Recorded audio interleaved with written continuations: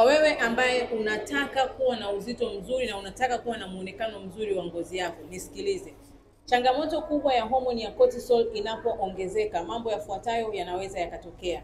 Kuumwa kichwa mara kwa mara, kupatwa na chunusi zisizopona. Chunusi zinaweza zikawa ni moja moja ama zinaweza zikawa ni nyingi. Uzito kuongezeka, kitambi kuongezeka. Yako ya mwili kuwa ni dhaifu, unaweza ukawa unaumwa mara kwa mara, lakini pia unaweza kukosa kabisa usingizi au ukawa unapata usingizi wa kushtuka. Ufanye nini ili kuiweka homoni hii sawa? Unatakiwa kutumia vitu vya kiasili, unatakiwa kulala mapema, unatakiwa kuacha kutumia simu masaa machache kabla ya kwenda kulala. Lakini hakikisha unalala masaa 7 mpaka 9 kila siku.